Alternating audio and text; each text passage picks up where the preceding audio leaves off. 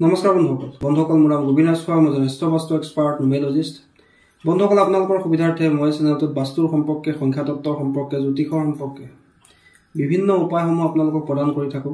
আপোনালোকৰ বিভিন্ন সমস্যাৰ সমাধানৰ উপায়সমূহ মই আলোচনা কৰি থাকো গতিকে যদিহে আপোনালোকৰ মোৰ চেনেলৰ ভিডিঅ'সমূহ চাই ভাল লাগে অনুগ্ৰহ কৰি মোৰ চেনেলটো সাবস্ক্ৰাইব কৰিব ভিডিঅ'সমূহ লাইক কৰিব কমেন্ট কৰিব আৰু যিমান পাৰে শ্বেয়াৰ কৰিব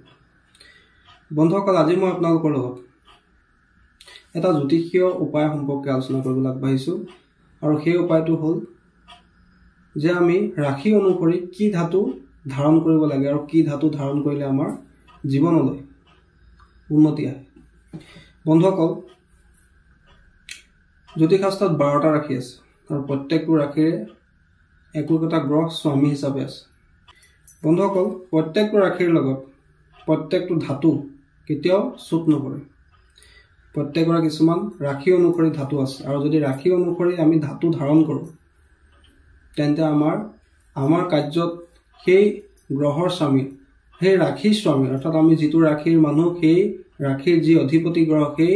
গ্ৰহ বলৱান হয় আৰু সেই গ্ৰহে আমাক জীৱনত আগবাঢ়ি যাবৰ কাৰণে বল প্ৰদান কৰে শক্তি প্ৰদান কৰে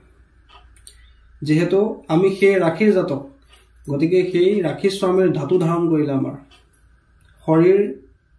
সুস্থ হৈ থাকে মন শক্তিশালী হৈ থাকে মন কেতিয়াও দুৰ্বল নহয় যেহেতু চন্দ্ৰমা সেই ৰাশিত অৱস্থিত মন কেতিয়াও দুৰ্বল নহয় আমি আমাৰ কাৰ্যত অতি আত্মবিশ্বাসৰ সৈতে আগবাঢ়ি যাব পাৰোঁ ধাতু যেহেতু এটা সলিড বস্তু গতিকে আমাক সলিড কৰাত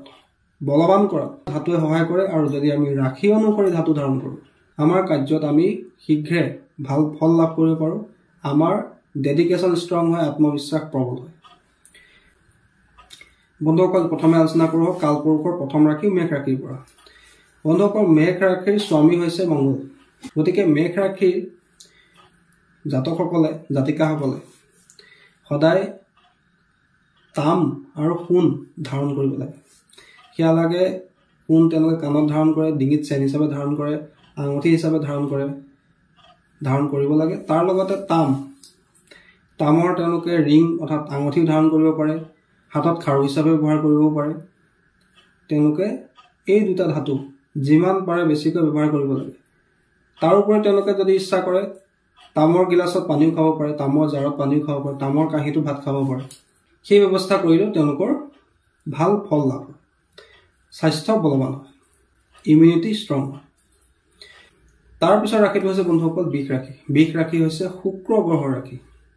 গতিকে বিষ ৰাশিৰ ব্যক্তিসকলে সদায় যিমান পাৰে ৰূপৰ বস্তু ব্যৱহাৰ কৰিব লাগে ৰূপৰ আঙঠি ৰূপৰ চেইন ৰূপৰ পায়ল ৰূপৰ কাণফুলি ৰূপৰ খাৰু এইদৰে তেওঁলোকে যিমান পাৰে ৰূপ ধাৰণ কৰিব লাগে এনে কৰিলে তেওঁলোকৰ ৰাশি স্বামী বলৱান হয় তেওঁলোকৰ আত্মবিশ্বাস বৃদ্ধি পায় তেওঁলোকৰ শুক্ৰ গ্ৰহ ষ্ট্ৰং হয় লগতে তেওঁলোকৰ শৰীৰ নিৰোগী হয় বন্ধুসকল তাৰ পিছৰ ৰাশিটো হৈছে মিথুন ৰাশিৰ স্বামী হৈছে বুধ গ্ৰহ গতিকে এই মিথুন ৰাশিৰ ব্যক্তিসকলে সদায় যিমান পাৰে ব্ৰঞ্জৰ বস্তু ধাৰণ কৰিব লাগে ব্ৰঞ্জ আপোনালোকে নিশ্চয় শুনিছে বন্ধুসকল ব্ৰঞ্জ হৈছে এটা মিশ্ৰ ধাতু বা দুটা বা তিনিটা ধাতু আপোনালোকে মিক্স কৰি আপোনালোকে ধাৰণ কৰিব পাৰে দুই ধাতু বা তিন ধাতু মিলাই ধৰি লওক সোণ আৰু ৰূপ মিলাই ল'লে বা তামৰ লগত আপোনালোকে সোণ মিলাই ল'লে এইদৰে দুটা ধাতু আপোনালোকে মিলাই লৈ আপোনালোকে আঙঠি বা খাৰু আপোনালোকে ধাৰণ কৰিব লাগে যদিহে আপুনি মিথুন ৰাশিৰ হয় তাৰ পিছৰ ৰাশিটো হৈছে বন্ধুসকল কৰ্কট ৰাশি হৈছে চন্দ্ৰমা ৰাশি গতিকে কৰ্কট ৰাশি জাতক জাতিকাসকলে যিমান পাৰে ৰূপৰ বস্তু ধাৰণ কৰিব লাগে তেওঁলোকে ৰূপৰ খাৰু ৰূপৰ চেইন ৰূপৰ আঙঠি ৰূপৰ কাণফুলি ৰূপৰ পায়ল যিমান পাৰে তেওঁলোকে ইউজ কৰিব লাগে তাৰ পিছৰ ৰাশিটো হৈছে বন্ধুসকল সিংহ ৰাশি স্বামী হৈছে সূৰ্য গতিকে তেওঁলোকে সদায় সোণ আৰু তাম তাৰ লগতে পিতল এই তিনিটা ধাতু ব্যৱহাৰ কৰিব পাৰে অৰ্থাৎ তেওঁলোকে পিতলৰ খাৰু পিন্ধিব পাৰে সোণৰ আঙুঠি পিন্ধিব পাৰে সোণৰ চেইন পিন্ধিব পাৰে সোণৰ কাণফুলি পিন্ধিব পাৰে তামৰ আঙুঠি পিন্ধিব পাৰে তামৰ খাৰু পিন্ধিব পাৰে তাৰ পিছৰ ৰাশিটো হৈছে বন্ধুসকল কন্যা ৰাশিও পুনৰ বুধ গ্ৰহৰ ৰাশি গতিকে কন্যা ৰাশিৰ ব্যক্তিসকলেও যিমান পাৰে ব্ৰঞ্জ এটা মিশ্ৰ ধাতু ধৰি লওক দুটা ধাতু মিলাই লৈ কোনোবা এটা ধাতু আপোনালোকে ধাৰণ কৰিব লাগে সোণৰ লগত ৰূপ মিলাই লৈ ধাৰণ কৰিব পাৰে তামৰ লগত আপোনালোকে সোণ মিলাই লৈ ধাৰণ কৰিব পাৰে বা তেওঁলোকে সোণ বা ৰূপৰ অলংকাৰ তেওঁলোকে ধাৰণ কৰিব পাৰে ৰূপৰ আঙঠি সোণৰ চেইন ইত্যাদিবিলাক তেওঁলোকে ধাৰণ কৰিব পাৰে বন্ধুসকল তাৰ পিছৰ ৰাশিটো হৈছে তুলা ৰাশি হৈছে শুক্ৰ গ্ৰহৰ ৰাশি গতিকে তুলা ৰাশিৰ ব্যক্তিসকলে যিমান পাৰে সিলভাৰ অৰ্থাৎ ৰূপৰ আঙঠি চেইন কাণফুলি পায়ল খাৰু তাৰ লগতে প্লেটিনাম এটা ধাতুৰ নাম সেই প্লেটিনামৰ আঙঠিও আপোনালোকে ধাৰণ কৰিব পাৰে বন্ধুসকল তাৰ পিছৰ ৰাশিটো হৈছে বৃশ্চিক ৰাশিৰ স্বামী হৈছে মংগল গতিকে বৃশ্চিক ৰাশিৰ জাতক জাতিকাসকলে যিমান পাৰে তামৰ বস্তু ব্যৱহাৰ কৰিব পাৰে লগতে তেওঁলোকে ৰূপৰ বস্তু ব্যৱহাৰ কৰিব লাগে ৰূপৰ অৰ্নামেণ্টছো ধাৰণ কৰিব পাৰে ধৰি লওক ৰূপৰ চেইন হওক ৰূপৰ আঙঠি হওক তাৰ লগতে তামৰ খাৰু তামৰ আঙঠি তেওঁলোকে ধাৰণ কৰিব পাৰে তাৰ পিছৰ ৰাশিটো হৈছে বন্ধুসকল ধনুৰাশি হৈছে গুৰু বৃহস্পতিৰ ৰাশি ধনুৰাশিৰ জাতক জাতিকাসকলে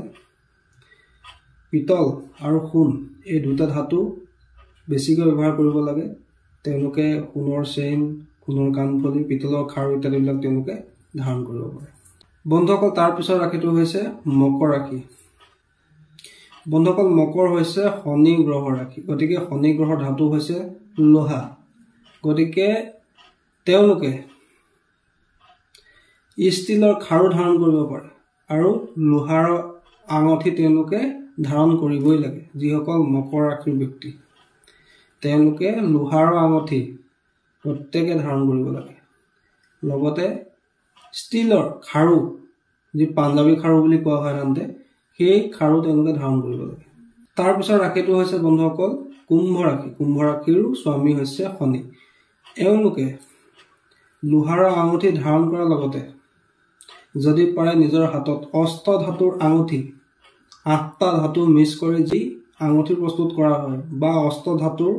খাৰু তেওঁলোকে ধাৰণ কৰিব লাগে বন্ধুসকল তাৰ পিছৰ ৰাশিটো হৈছে মীন ৰাশি হৈছে গুৰু বৃহস্পতিৰ ৰাশি গতিকে এওঁলোকে সোণৰ আৰু পিতলৰ অৰ্নামেণ্টছ বা অলংকাৰ ধাৰণ কৰিব পাৰে